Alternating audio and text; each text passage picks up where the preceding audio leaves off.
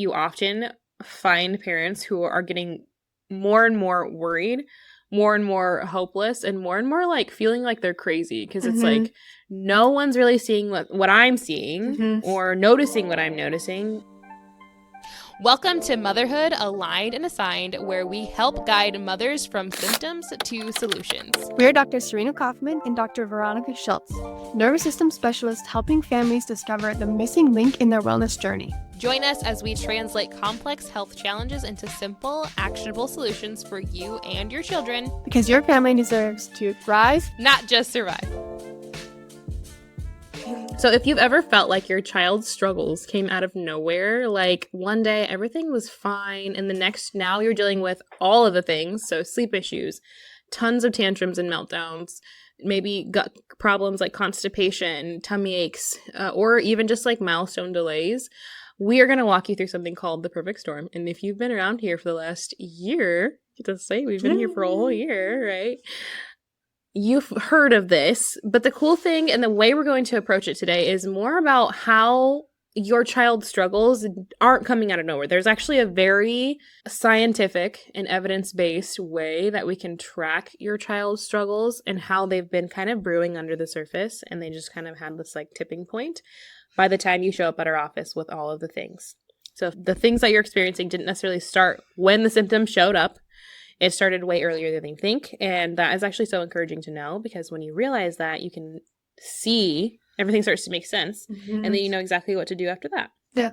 So let's take it all the way back to your pregnancy with this child. Wait, before we do that, could we give an example? Like, do you have a patient that like, because I'm thinking of a couple where it's like, yeah, this kid was like, she was not my crier. She wasn't really colicky as a baby. She maybe had like a little bit of constipation, but you know what I mean? Like, do you have one of those? I feel like I have a couple. Yeah, I have a couple toddlers. Okay, Dr. Veronica, give us an example. What does that look like?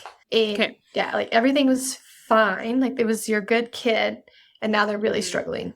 Yes. So I was like, okay, I have one specifically. So we had she turned 4 under care with us. And it was like, she was kind of like the world's most chill baby, which always is like a ding, ding, ding sign to me because like, interesting.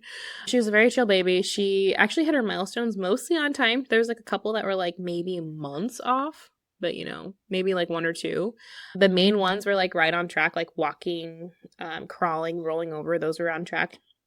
But she started having these like really, really, really massive tantrums and meltdowns, and then just was like not listening in a way that her eyes would just like glaze over. Like her mom was like, there's a difference between like ignoring and then like, I don't know that anything is happening up there when I look at her.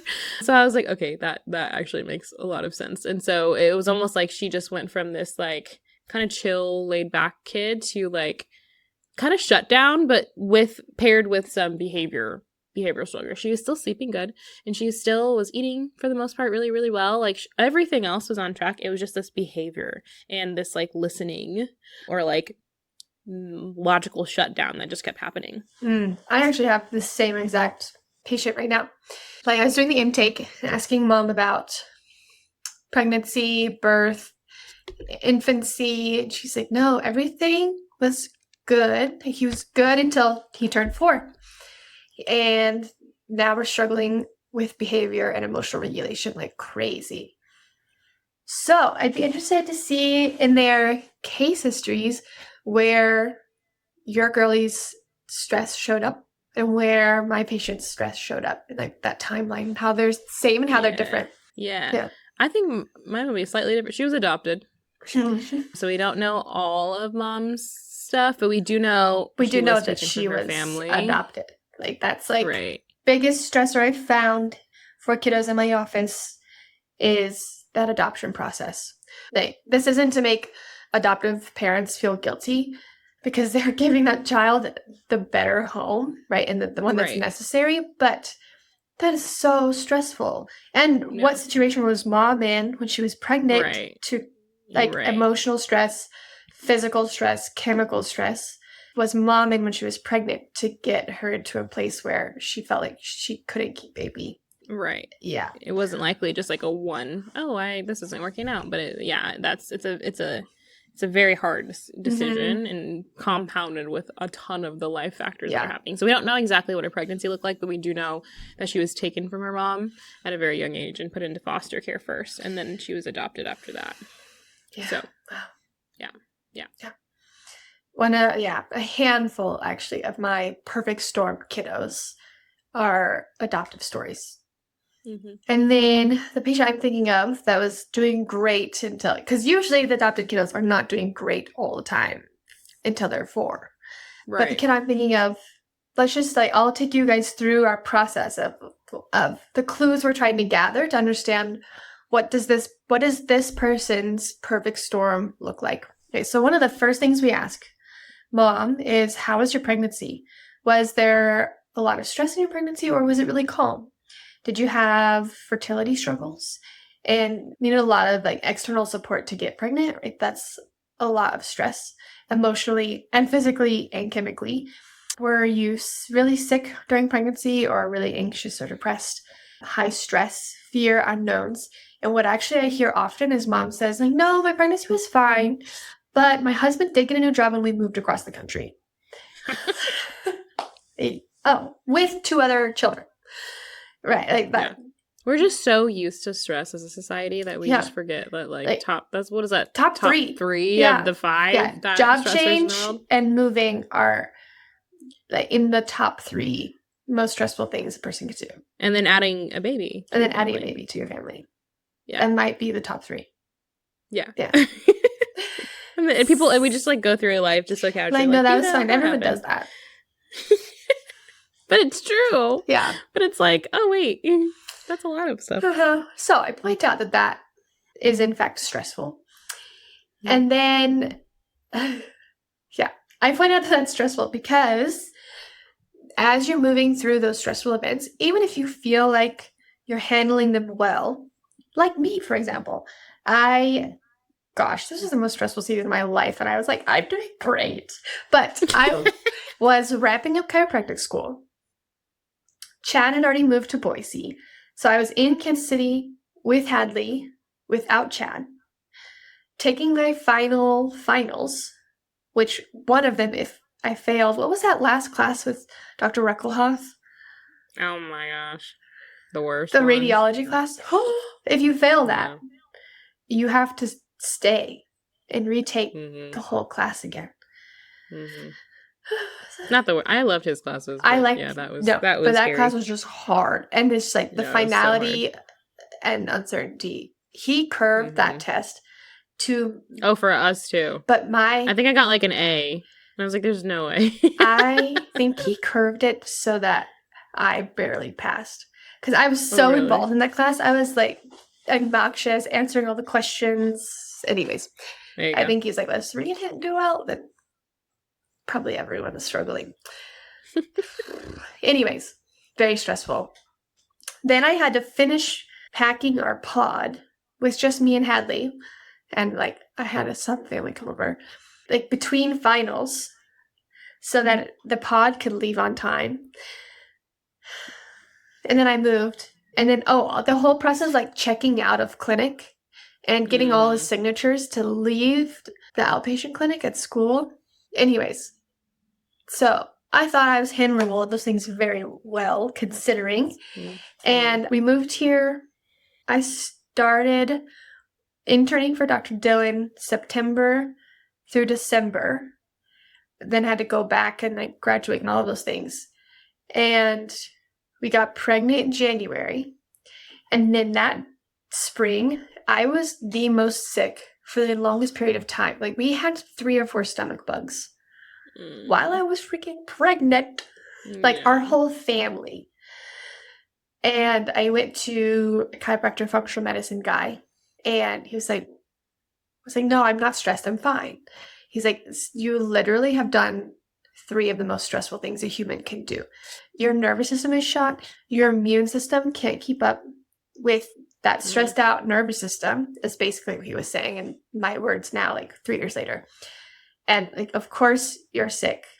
You just have done the most stressful things ever. Like, I know these things, and I'm telling people these things. And then it had to be pointed out to me that I just did 3 of the most stressful things a human could ever do. Mm. So now I have, like, I see you, mama, and you can't, you're not getting off the hook with saying you're fine. Yeah, if you as a listener want to feel any better, I promise you, I shouldn't say promise, I have very, very strong belief that your chiropractor has been through at least the same amount of stress you have. At least, if not more. There's a couple patients that I'm like, you might beat me. You might have me beat in the stress department, but it's pretty hard one to beat. Yeah. And I think that's on purpose though, right? It's like we know what it's like to be completely and totally just like strung out and barely hanging on. Yep. And so we kind of were our first patients, if you will. And now we get to do it for other people. Yeah, exactly. So I care a lot about your pregnancy because baby is mirroring your nervous system as they're developing. And if you're going through a lot of stress and you get stuck on the gas pedal, their nervous system is being primed on the gas pedal. So we care a lot about that. And your pregnancy impacts your birth, right? So if you're really stressed in pregnancy and your baby's really stressed in pregnancy, birth might be more stressful. Okay, so was labor induced or was it spontaneous? And this is also like environment too, like the environment where you're giving birth, your care providers, the way you want to go about it, all those things. But we care about these because if labor is induced, there's usually a chemical stressor there. And it's usually more physically stressing because it's tough. It's just not as physiologically natural in terms of contractions and those kinds of things. And it can stress baby out. Was your labor long, fast, difficult? Was there a C-section, forceps, vacuum that created a lot of physical stress on baby and getting them out, which would also be an emotional stress for mom and require more chemical stressors, right? Like, was baby stuck or in distress, right? Usually that's when we see the perfect storm really hit, is stressful births. Because that's a lot of, like, even the most perfect, beautiful birth with no interventions is still a lot for baby to journey through, right? So they're moving out. They're moving out, leaving the nest. Yeah, and so that oftentimes that's where the first layer of stress gets locked in. And then we have some early signs, and we think about those early weeks and months. Are they colicky or crying excessively? Is there trouble sleeping and settling? Reflux? I see a lot of reflux. I see more reflux than constipation, actually, but both of those are digestion, right? Really? Like rest and digest. Yeah. Difficulty nursing, which is a whole brain-body connection and nervous system function. And then if their body has a lot of tension or stiffness, right? And that's so often, less in my community, but so often brushed off with like those are just normal baby things and they'll grow out of it. Yeah. But or I also know, I mean, I know it's like tension or stiffness, but I feel like there's these little things like, yeah, he didn't necessarily have torticollis, but he kind of always looked one way, right? Like it's like there was these little things that never turned into big things, but that just mom kind of noted as like interesting. And usually mom can kind of actually pick up on these things better than anyone else. Yeah, sometimes. But I also have moms who they're like, you have to tell me what's going on because I look at my baby and I think that they're perfect. And so I'm not going to see what's going on. Like I had a mom, like I found a flat spot on baby's head and I was like, oh, have you noticed this? She's like, what? And she's like, no, I've never noticed this. He's perfect. And so she's like, and then another provider pointed out, actually one of her best friends pointed out that she's like, I think they had been hanging out for like an hour. She's like, I think he has torticollis. He was constantly preferring that one side. And she's like, what? And she's like, I don't notice these things because I see him as perfect. And so sometimes moms don't notice it, which is interesting. Yeah. Dad does them. There's like some balance usually. But these aren't normal baby things. They're signs, they're early signs of the nervous system being under stress. Right. And then they don't grow out of this stuff if it's not addressed, right? They start to grow into bigger things and they start stacking. So sensory struggles or sensitivities start stacking up, sleep struggles, ear infections, allergies, delayed milestones, emotional meltdowns, and dysregulation. And that's when parents like bring their 4-year-olds in, and like they've been fine, and now it's like affecting lots of people, and it's like making a big impact on their day. And mom, this isn't normal, right? Like my 4-year-old should be able to sleep at this point, and why do they have allergies this early? And I think we should be growing out of the temper tantrum phase, and then they're not, right? So it feels like lots of things, and mom is thinking like something is wrong, and that's where we say, I don't say something's wrong, but I say it all boils down to one thing, and it's their nervous system. So we're hearing where it's coming from. The thing that we usually see in our office, I shouldn't say usually, I would say about half the time. Sometimes parents come right to us. They're just so good at doing the research on it. And I think the research is now more readily available for parents, that you don't necessarily have to go down this road. But half the time, before, not long ago, most of the time, it's like you start looking around, and most people start with their pediatrician, right? It's like, okay, we have our well checks every couple months, so I'm going to just take them and I'm going to ask, and I'm going to see what the pediatrician says, and the pediatrician can sometimes start them on this rabbit trail, and sometimes I'll say nothing's wrong, which then starts them on a rabbit trail. You know what I mean? So like sometimes the pediatrician will be like, okay, let's go see a specialist, and then that specialist will recommend therapy, and then turns into, okay, well, we need to look at the gut, and then we start supplements. Or a parent will hear everything's fine, and then they'll be like, I just don't simply believe that. And then I feel like when a parent goes on their own journey, they find the gut stuff pretty quickly. So then they start with the supplements and the diet changes, and then the therapies and the specialists. But either way, those are kind of the patterns you walk through, and that can be really, I never want to say that exploring outside of chiropractic is not beneficial, because I do think there's a time and a place for other providers 100%. But I will say you often find parents who are getting more and more worried, more and more hopeless, and more like feeling like they're crazy, because it's like no one's really seeing what I'm seeing or noticing what I'm noticing. And if they do, it's like they're only really working on one thing. And even though I'm seeing multiple, like, it's like the OT is going to notice this, and the PT is going to notice this, and the gut specialist is going to notice that. And it's like, okay, then I need to go to all these different places to help this, but it doesn't feel like it's still helping. And then we start to feel a little bit better, and then we plateau, and then, behavior starts to get better, and then it gets worse than it did before. And it just becomes this really exhausting, overwhelming, and just really like frustrating journey, because you deep down know that something's being missed, but you also don't want to give up on your kid, right? Like it's the most, that this is important, and you want them to thrive in every aspect.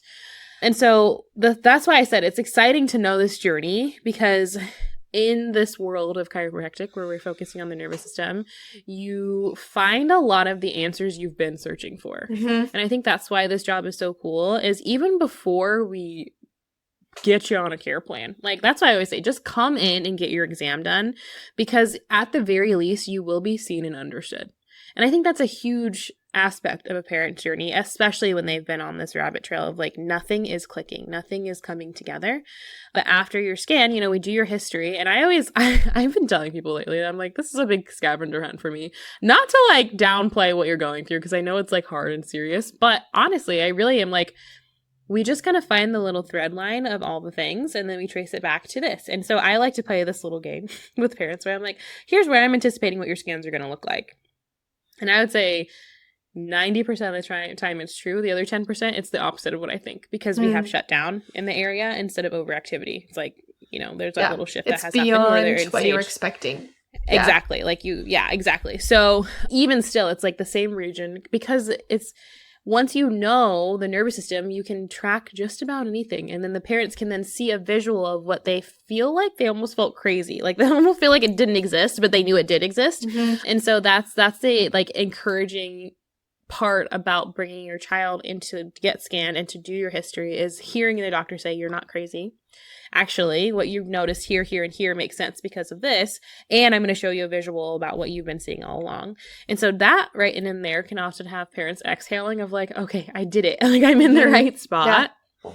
And then we take you on this journey of the care plan. And we've talked about this in other episodes, but it's not always like a linear path. It's not always like the most fun. I will say it's definitely navigating through emotions and setting boundaries and all of those good stuff. But at the end of the day that what you came in to see improve is going to improve, right? Behavior is going to get better. We're going to sleep better. We're going to have just the ability to navigate and handle stress better. But then you also start to access this other part of health that you never even knew was a possibility because of the deep root cause support that we get to have in our offices. Yeah, parents come in so often for constipation or reflux or just nursing struggles. Or like, let's talk about it with like sleep. They'll come in for sleep for their toddler. And we get sleep online because it's one of the first things that usually comes online. And then something that wasn't even their goal was emotional regulation or something that they just thought was normal. Like, oh my gosh, they have like, it's so much more fun, right? Like so many fewer meltdowns, or if we have meltdowns, they're recovering a lot faster. And then also what's incredible is like, especially as kids get older and they're coming to see us, getting their body out of this fight or flight allows them to tap into these parts of their brain that are responsible for executive function, which is really nice if you're a mom trying to get your kids to take on more responsibility. But creation. And my favorite would be connection. Connection, too. yes, thank you. Yeah. Connection massively. Creation and connection are the most fun to see because it's like, oh, my kid is drawing again and they're singing again and they're expressing so much life again that they had stopped doing. And they're hugging me again. And they're showing affection to our dog. That's what I've heard. Like, they've never shown affection to our dog. And they're like, everyone in the house is like, what are you doing? I didn't know you loved them. And just been like incredible things that weren't even on the list, right? Because we were in the state of, let's get this kid out of seizure mode. Let's just get through it. Yeah, that kind of thing. So that's what makes our job so cool. Yeah. So if you are a parent struggling and you are noticing some of the things that your kid is happening and you're like, this might be the perfect storm. First of all, I love that you figured that out. Way to go. Yeah, this is like, are you on a rabbit hole right now listening to this? Right. Yeah. What time is it? Yeah. Comment below. I love it. So we just want you to hear that you're absolutely not crazy. The fact that you're doing this due diligence and came across this tells me you likely were digging for answers, and hopefully this brought you some reassurance that your next step is to schedule an appointment. You're also not overreacting, right? Like, I know it can be hard when you've been dismissed so many times of being like, almost feeling like you get crazier or like more emotional about it, but it's just because you care so deeply, something is there. So I want you to trust your intuition and know that you were spot on, and the reason you're digging for answers is because there's answer to be found. And you're also not too late. You're literally never too late. You can always, sometimes people come in as moms, right? Who have the kids who are also going through this journey, right? So you yourself likely we're a perfect storm kid if you have a perfect storm kid. So just plant that little seed there. But I just want you to trust your instincts. I want you to stop questioning yourself and never stop searching for answers, because you're the one who's the expert on your child.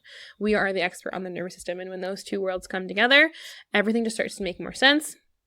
Things start to change. And again, if this resonated with you, you can comment storm below, or if you're listening to this, you can send us a DM or click the information in our show notes below where we actually have Dr. Serena's information. You can book a exam with the Vessel Chiropractic in Idaho. You can book a exam with Haven Health Chiropractic in Ankeny, Iowa. Or you can look, I think we also have the PX Docs directory in our show notes as well, so you can look for a PX Doc that's near you. Amazing. I'll pray us out.